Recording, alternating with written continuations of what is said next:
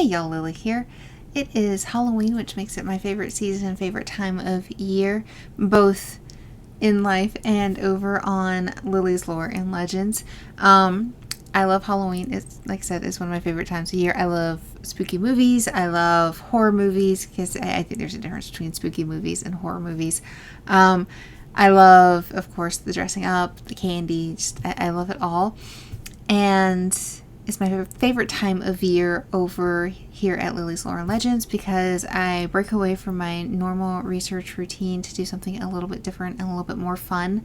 And the first year we were together, I had just started researching on camera with you guys, and we looked into American urban legends, but we didn't debunk anything. We just looked at possible origin stories for some of the more fun Halloween, campfire tales of, like, let's see, of course, the Hookman. You guys know he's my favorite. We had the Hookman. We had, a lady in, I think, Texas who gave out candy to kids that, ended horribly. We had the Bunny Man. We had ghostly hitchhikers. Of course, we're recording, so who wakes up from his nap but our own little special Basil. He has woken up. He is saying hello to everybody. But we looked at American urban legends, and then last year we went and looked into Britain's most haunted village, the village that is so haunted the residents say it is not haunted at all. I'm probably gonna get grabbed by a little black cat. I'm trying to give him pets so he goes away. I am dressed up and I have like wig hair all in my mouth. It's a little fun. But we went to the UK, and like I said, this town was so haunted that the residents say it's not, and ask that people not come ghost hunt there. But that was fun. And then this year, while I was doing the tarot reading for the group, as I like to call it, or tarot pool, because I don't read in the traditional sense, I was using my Tarot of the Divine deck that I have that is inspired by fairy tales and mythology and lore from around the world. And it gave me the idea to look into fairy tales and their origins to see where they've popped up possibly multiple times throughout the centuries, and if there are any known origins without really looking too much into them. I didn't want, again, I like to keep this light and fun, and I do have so many questions. Like, in addition to looking into spooky things, I could look into the lore of pretty much any fairy tale you ever give me for any length of time. I think I made things worse by petting him. Do you think I made things worse by petting him? I think I did. I'm probably definitely going to get his means in a thigh in a minute when he, hits that special spot. Hang on. I have a little alien pillow that I usually keep because when I'm researching, I like lean up on my desk like this. Not so much whenever I'm recording like this. But I'm going to try and protect that little bit of exposed leg between the chair arm and the seat. He gets it every time. Oh my goodness. Cats, am I right? Anyways, where were we? We're looking into fairy tales. Alright, so I did a tarot reading for the group, and it inspired me to look into the origin stories of fairy tales. Now, I already have up on the blog the history of Little Red Riding Hood, and we're going to go over that. Now, when I'm recording this, I don't yet have up written on the blog, but I have researched the next batch of fairy tales that I wanted to talk about, that I'm going to talk about here. And so this is going to be a little bit fun. We're going to go from, and I'm sorry that the cat is distracting me so much, but He knows what he's doing. Oh, I totally would have gotten nails in the thigh. He just literally went into the pillow. Shoo! Go away. Go. Boy, don't make me swear on camera at you, please. I'm not ashamed to admit that he knows, what is it, a naughty word off. I'm trying to be good about swearing on camera, I swear. And telling him to fudge off doesn't seem to really have the same effect. And of course my screen goes dark. But, alright, so we're going to go from me having something written that I already know to, I'm so terrified I'm still going to get nails in the thigh. Please go away! He's going to make me say it. I don't want to say a naughty word on camera for once. Oh, where was I? Oh, you little... He made me forget. My life, right, y'all? We're going to go from me having written notes to... Now the accent's coming out. From me having written notes to me not having written notes and just having done the research today. And I'm sorry, I'm going to try and dial in the... And I apologize for the sound of my lotion, but I just realized my hands were very, very dry. And you guys know, if you are tuning in for the first time ever, this is my life. I record, and every single time I bust out the camera, Basil has to come and meow and mess with things and bump up against things and distract me, and which distracted me more to think, oh hey, my hands are dry, so now I have to lotion my hands, and I am so sorry that you guys are having to sit through all of this, and this may make it nowhere and be on the cutting room floor, but we're getting here.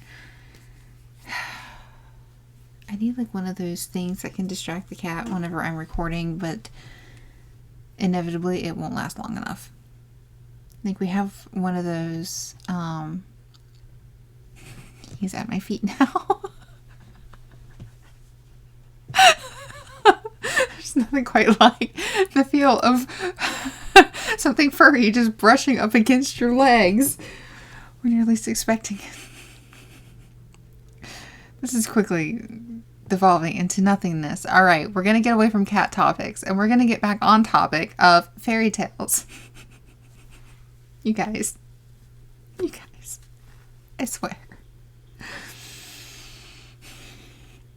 Alright, so the history of Little Red Riding Hood.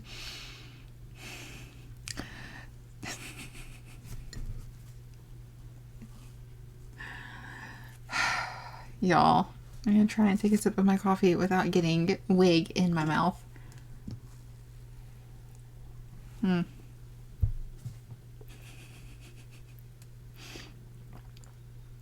Alright.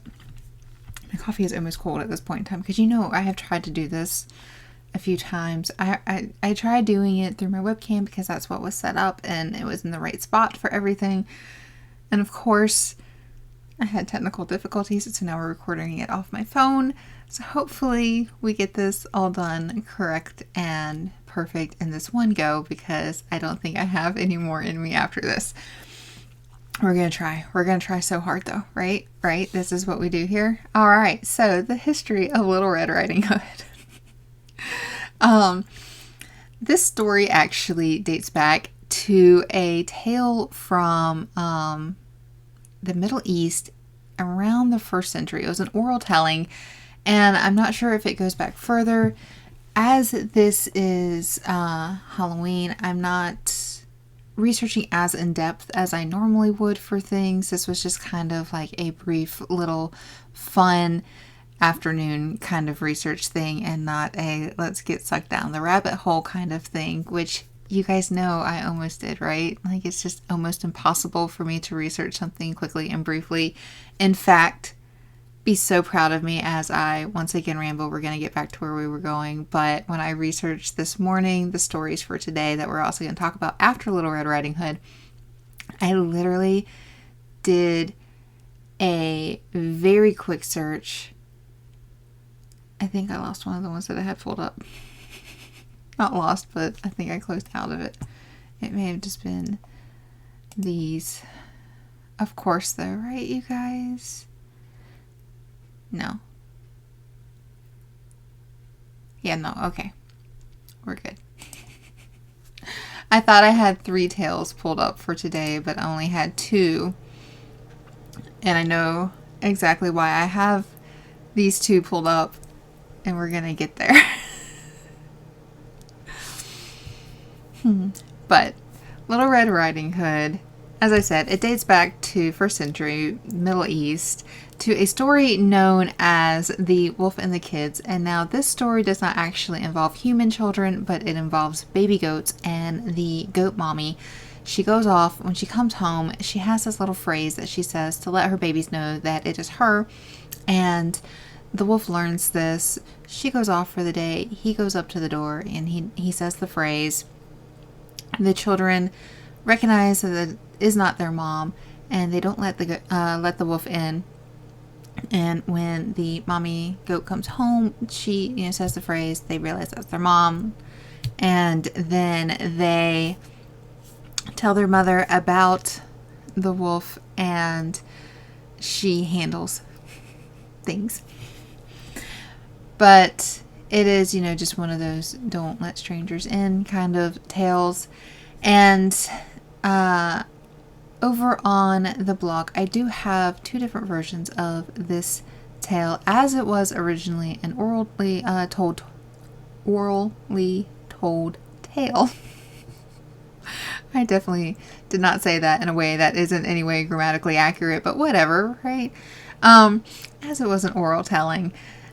I don't have like a source that you guys could read, obviously, because it was an oral telling. So the 2 versions that I have a Ukrainian version of it, and then I have the Grimm's Brothers version of this story. And with them, it's called The Wolf and the 7 Young Kids. So if you've read that before, that is their version of it, but it's still basically the same thing. At some point in time, this story evolved into what we know as Little Red Riding Hood today.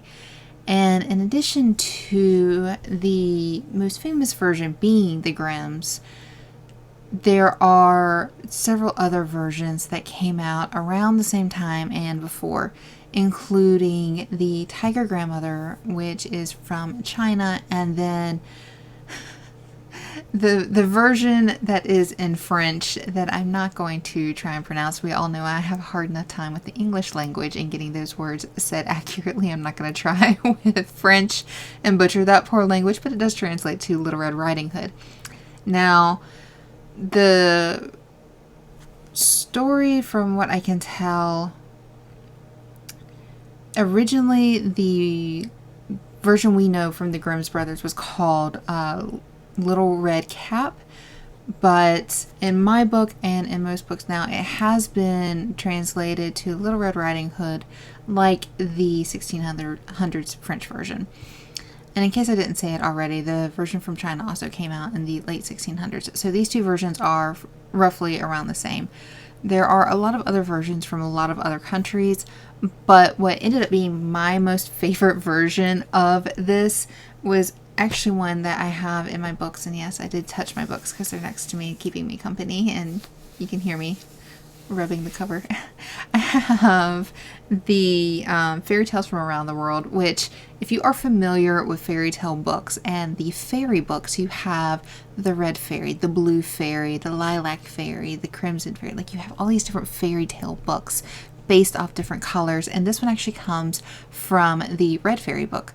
And Andrew Lang was the person who put all of these stories together.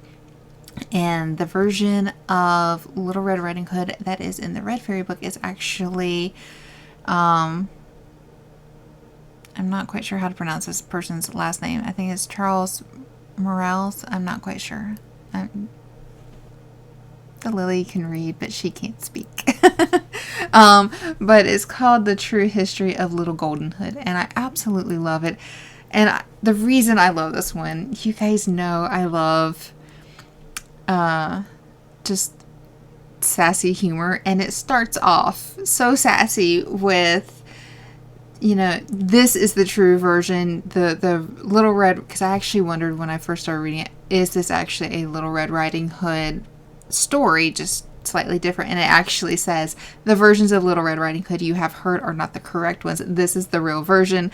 The hood was not red, it was gold, and this was Red's name, and it names the child, and it gets so much better because at the end, the hood that she wears is magical. It has been enchanted by the grandmother who comes in and ends up saving the day. There's no huntsman coming in and rescuing anybody. It is grandma and little golden hood, and it's just wonderful. I absolutely love it, and it's one of those things that I have to laugh because some people might be like, oh well, you have to believe in magic in order to believe that. I am sorry, we're talking about a talking wolf who fools a little girl into thinking that's her grandmother. I think we can get away with a little bit of magic, so if we're gonna let our imaginations run wild, let's really let our imaginations run wild. But if you go over to the blog, liliesloreandlegends.blogspot.com, that is a mouthful. I do have links to all of these tales that are posted there, so that way you can read them and determine which one of them is your favorite. And now that we have discussed Little Red, we can move on to the next two stories. We have an English tale that is one that I believe most of us are very familiar with. It is Jack and the Beanstalk, and this is a favorite of one person that I interact with a lot. And then our next fairy tale that we're going to go over after this is Hansel and Gretel. I know that is a favorite of at least two of your guys's and a recommendation of another person's. So we are going to look at that next. But this is fun because Jack and the Beanstalk is not one that was done by the Grimms. It was, like I said, it's English. And I think everybody, knows this whole story. Jack gets some magic beans. I don't know if you guys can hear a plane going overhead. But Jack gets some magic beans. He grows a stalk, goes up.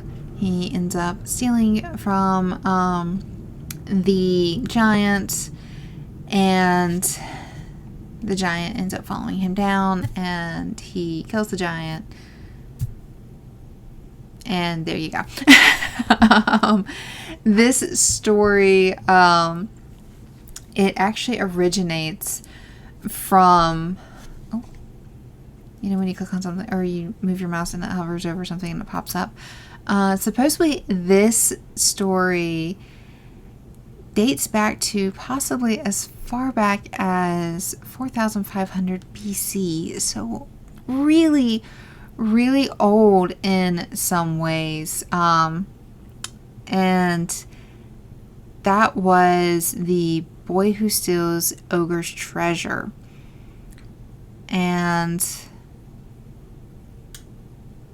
wow. So yeah, just for the quick skim, this is, extremely old. The version we are all familiar with was published around, published in 1807. So think about how old a story must have, be, and to really sink in with the human race as a whole, to be 4,500 BC. You guys, that is amazing, right? Think about that. That's older than, by the way, and from what we just talked about with Little Red Riding Hood and the wolf and the kids.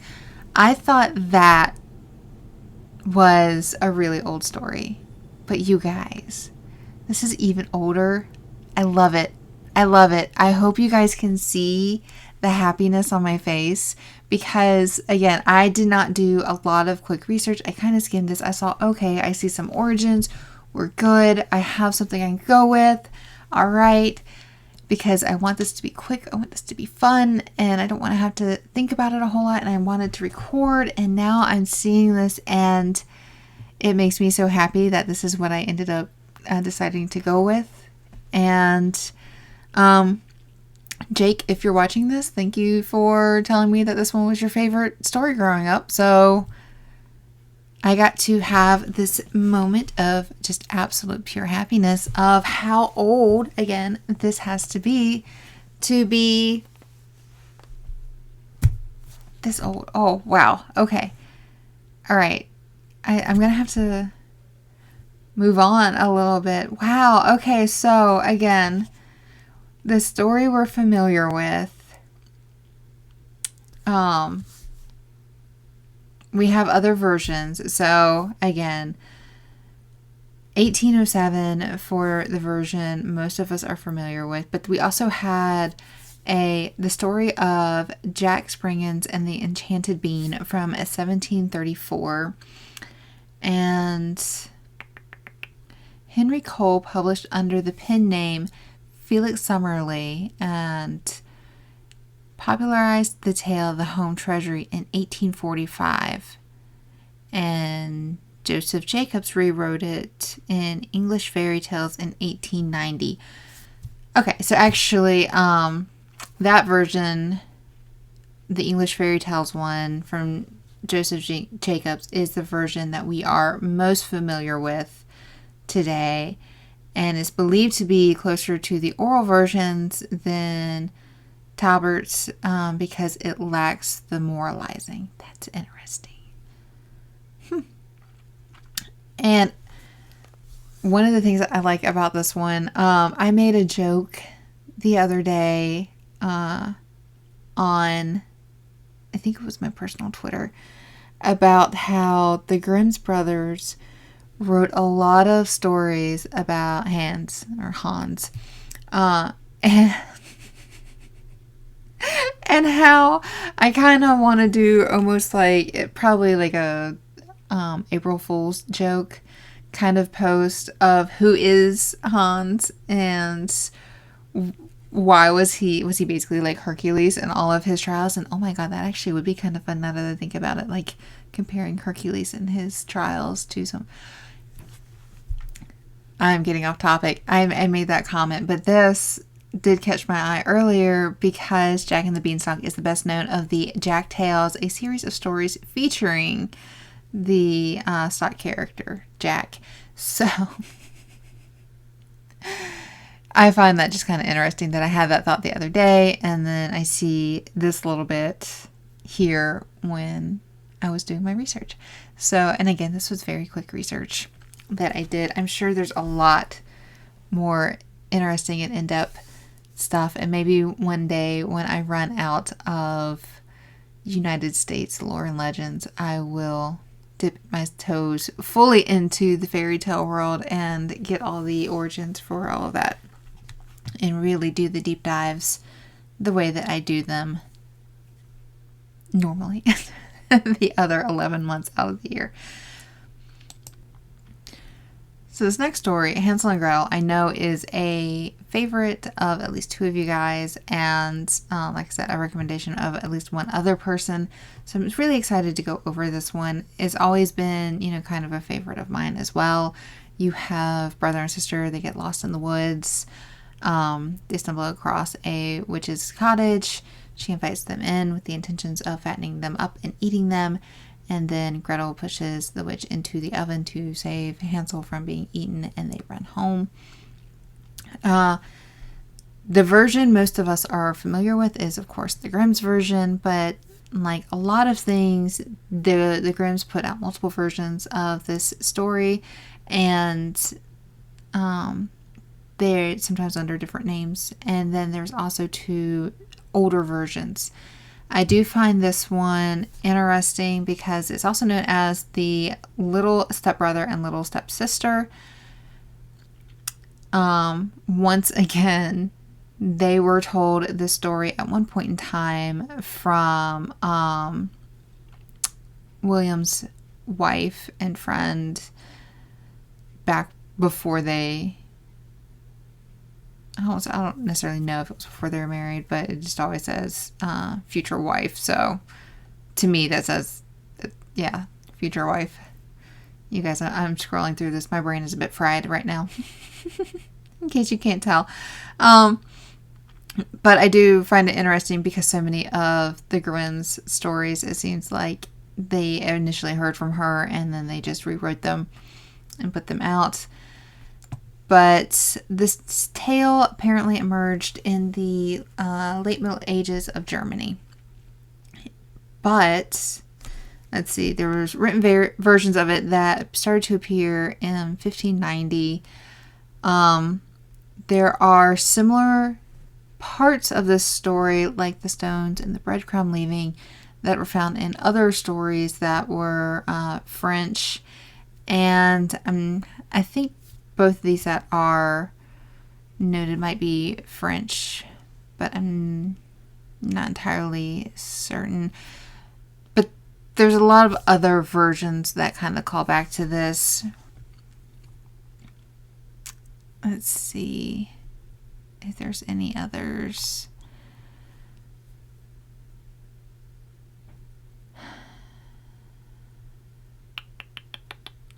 I'm trying to do... Okay, so the French version...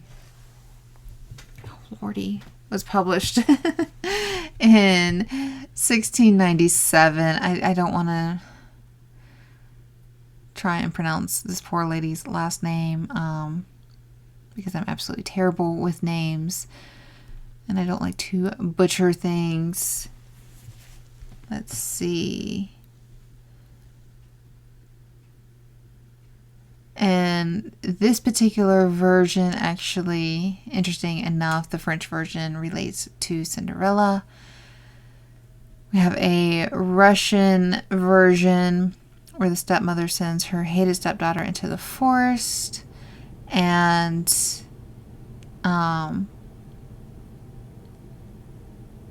let's see, sends her out to the forest to borrow a light from her sister, who turns out to be Baba Yaga.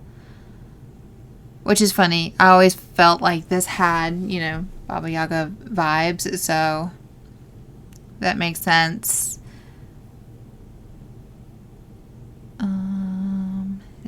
There's another version, the Sugar Candy House, which is a Dutch version. But it doesn't say when that came out. So there's a lot of versions. There's even a Puerto Rican version known as the Orphan Children, and the brother pushes the witch into the oven there. It's very... I'm sorry. There's another version, a French version, and it translates, and wow, I kind of want to find this one. The Hut with the Roof Made of Cheese. I think we found the version that might be the best version. I want to live in a hut with a roof made of cheese. No, I don't, because that hut would not last the roof would not last very long. I would eat that thing in a day. And then I would be roofless and sad when it rained. But I kind of want to live in a hut with a roof made of cheese. I'm sorry. I lost everything there because I saw cheese and I got excited. Wow, I am definitely a white woman.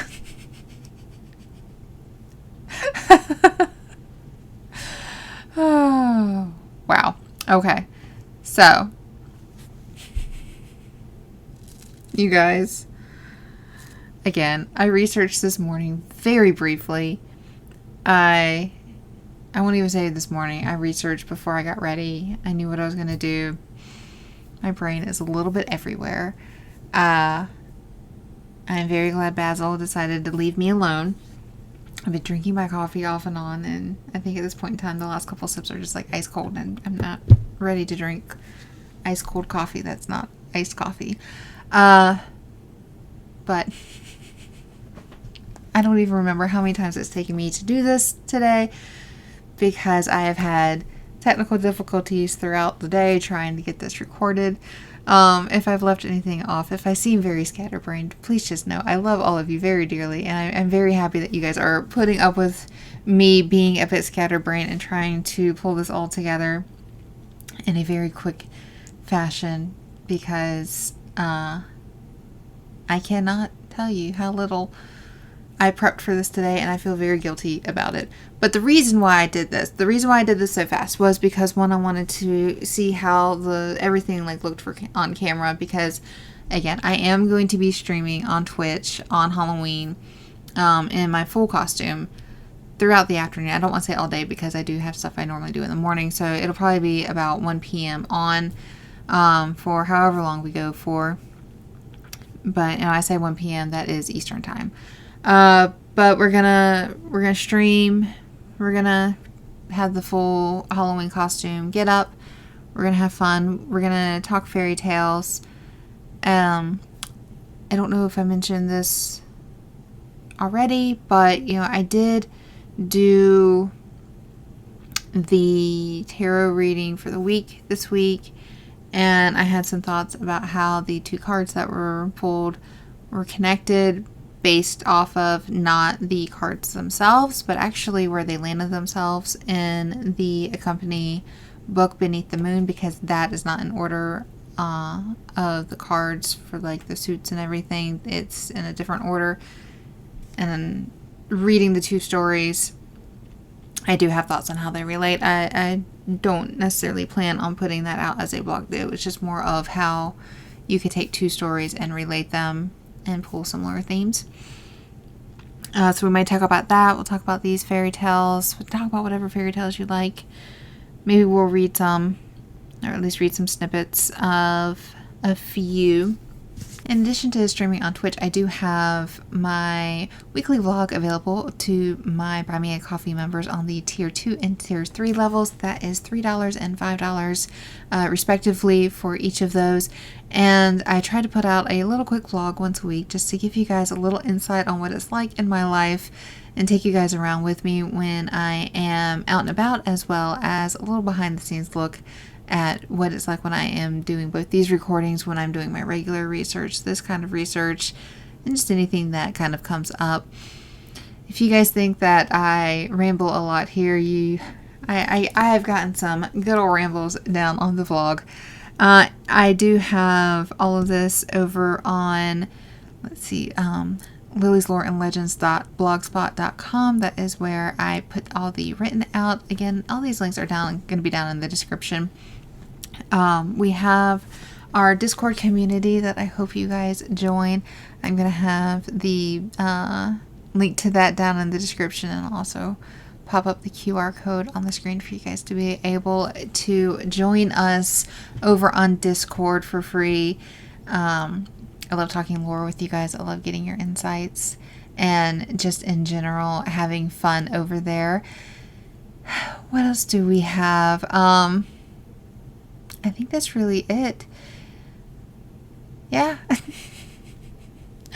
If you want to support the Lily, then I also ask that you please like and subscribe and turn on notifications for my YouTube, because I am absolutely terrible with keeping a schedule. I do my best, but where everybody else has things that they can blame in terms of either children or school or work or things like that, it's just, well, work and life pretty much get in the way of me doing things. But I do try my best, so if you, in order to stay on top of when I'm putting things out, just please like, subscribe, and notify, right? I think that's the pitch I'm supposed to push here. But anyways, you guys, I love you. I will see you guys next time. And if you have the opportunity on Halloween, please come join me on Twitch. Like I said, we're going to have a lot of fun that day. We're going to be dressed up. We're going to talk fairy tales. We're going to have a lot of candy, and we're going to have a good fun time.